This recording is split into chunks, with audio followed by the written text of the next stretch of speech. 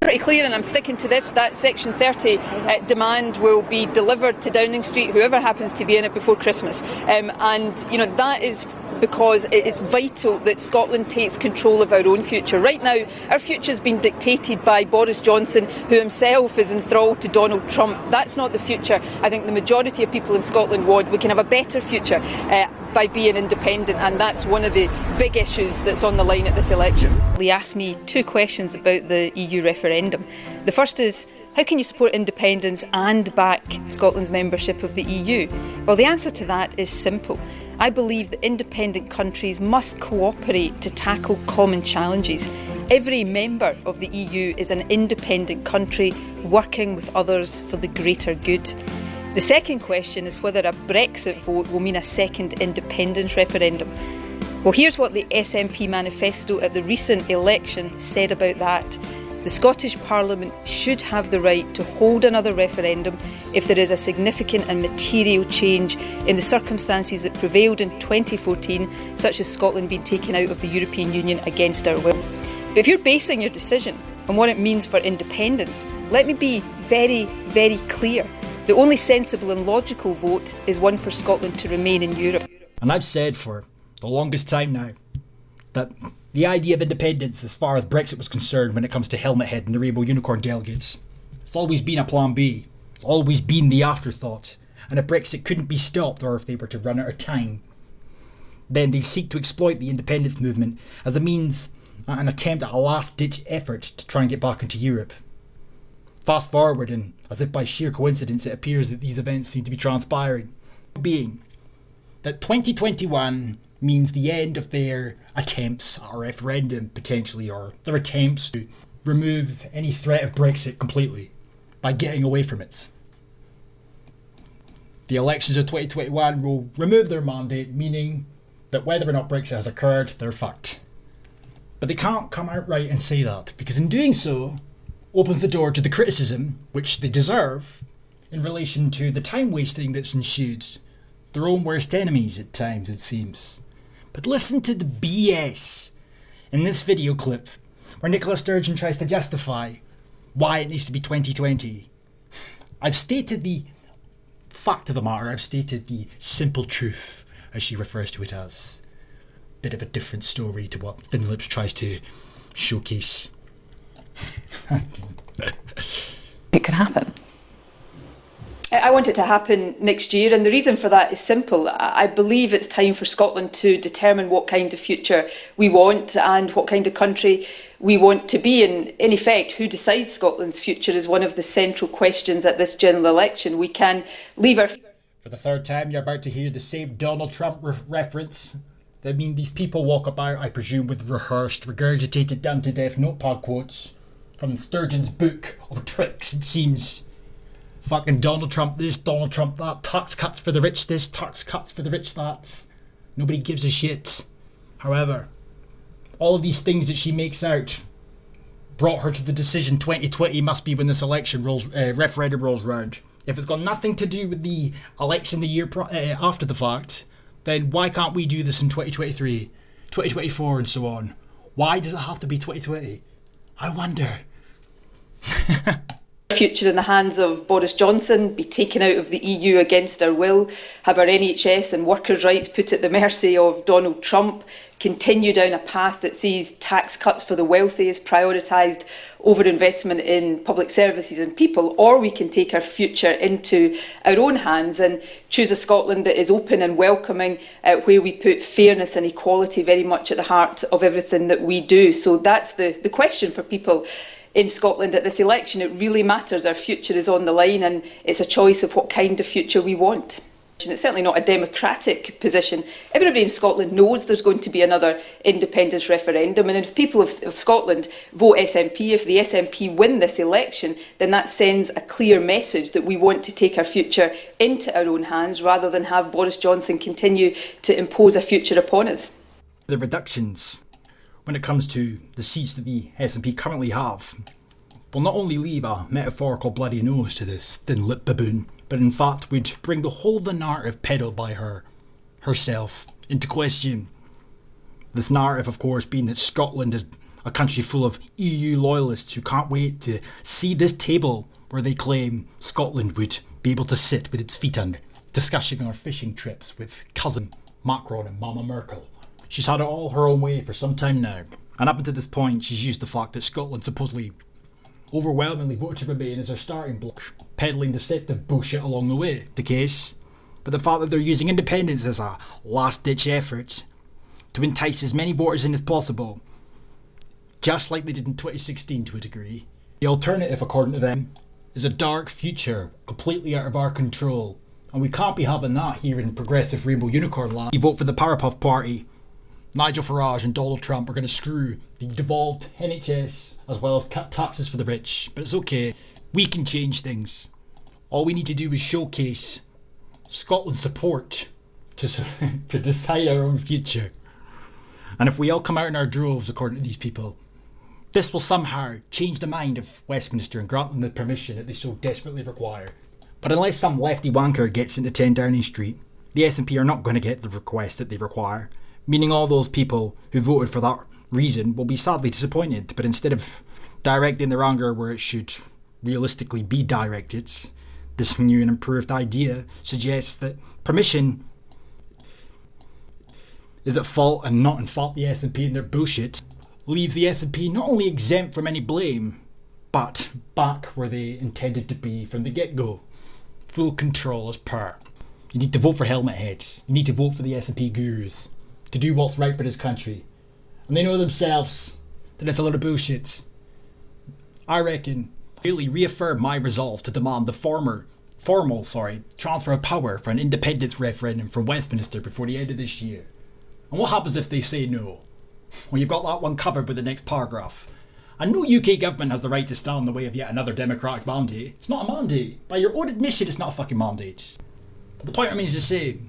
People voting for you in a country where there's no viable opposition, when you're inevitably going to obtain a bulk of the votes anyway, goes without saying that you can incorporate whatever the fuck you want into your so-called mandate or manifesto. And people would still vote accordingly. So don't try and sit there and now make out that this is going to somehow constitute a mandate. It's just BS. I thought you already had a mandate. Why are you trying to get permission all of a sudden? Going into this campaign full of bullshit and knowing that our message is one that will strike a chord in every corner of this country. Yes, that you're a bunch of fake nationalists selling this country, disregarding a million people that voted to leave, disregarding a third of your own voter base who voted for Brexit to begin with. It's as far left as humanly possible here in Rainbow Unicorn land. When it comes to the demand for this transfer of power for a referendum that I will make before the year's out, then know this, that demand will not be made on my behalf or that of the SNP or the government. It will be instructed and mandated by the people themselves. Just pull the other one. So again, it's changed. The story's changed now.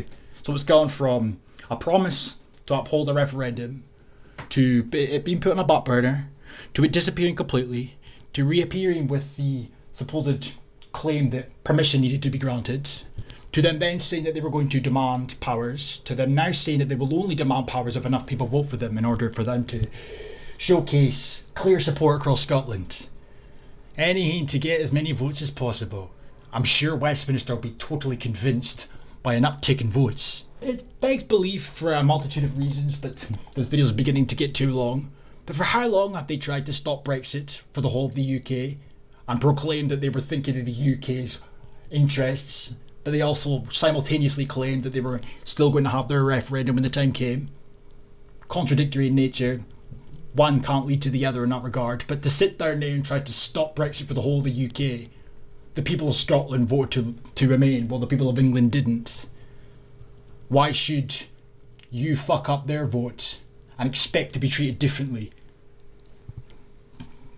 It will have been instructed and mandated by the people of Scotland themselves, is that so? What about the people that vote for you because you told them that a vote for you would stop Brexit? And an independence referendum from the people and for the people because Nicola Sturgeon wants one. It's got fuck all to do with the people of Scotland. It's got fuck all to do with Scotland itself. It's Nicola Sturgeon. This is the point that is becoming ever more apparent. Nobody else is ramping up the hysteria, the alarmism and moaning to the degree that she is. You know, I've heard of the term silent majority, and according to her, they're everywhere. And it couldn't be any more literal in this sense, because she seems to be speaking for a lot of people, or so she claims. But she's the only one I ever hear her say. Think of a single soul that would be fooled by this shit. Seriously. The opening days of the election have already seen major cracks appearing in Westminster's opposition to Scotland's right to decide its own future. You've got no fucking mandate, you thin-lipped prick. You are talking about a referendum that you've got no right to hold. You're talking about getting a referendum for fuck all. So if you ain't granted permission, I'm sorry, that's nobody else's fault but your own. This election really is the most important one Scotland's faced in modern times. I thought you already had a mandate. Why is this relevant? We face a catastrophic Brexit, which could cost jobs and huge damage to Scotland as a nation. And of course, if you had your hypothetical referendum and the UK was still currently in the EU, during this time frame, we would inevitably see the same job loss that you are referring to try an even more extreme form of Brexit. You know, hard soft Brexit. Brexit, you thin-lipped fuck. George Square will be packed today from people of all different backgrounds, of course. Get that bit in there. That'll sway the vote. For me, it will be an event tinged with nostalgia and infused with real hope. It was indeed delivered, and I believe now more than ever that independence will similarly be achieved, with an independent Scotland being closer than it has ever been. Of course it is. Look at the headline. Scotland faces a choice. Independence in Europe, or isolation in Brexit Britain. Globalisation, sustainable development, global goals, fake climate emergency, mass migration, human rights obligations, you name it. We'll be seeing it soon. I hope the UK remains in the EU, but if it doesn't, then Scotland should have the option of becoming an independent member state within the EU so that we can protect our position and our interests as part of the European family. Scotland becoming independent, not as like Brexit is an expression of isolationism, but actually as an expression of our desire to be a modern, progressive European country in the best traditions of modern progressive European countries. I think that argument continues and will continue to gather strength. In terms of Scotland, Scotland has demonstrated, not just in the Brexit referendum, but again in the European Parliament elections, that we are a pro-European country. We don't want Brexit, we want to stay at the heart of Europe. So why are you so against Great Britain being independent of the European Union then? Because you want to stop Brexit, but you want to be independent from the UK. I think the two things are very different. I mean, if you look at the European Union, every single member country in the European Union is an independent country. Many decisions are taken on the basis of unanimity, so countries have vetoes, others on qualified majority. So individual, look at Ireland just now, a small country, but it's got enormous clout in Europe. Contrast that with the position Scotland's in. We're kind of being told we have to leave the European Union. Independence for Scotland, and really in the end this mess is only part of a stepping stone to that ambition, isn't it? Do you know what? I want to see independence for Scotland. I have fought my entire life for independence for Scotland.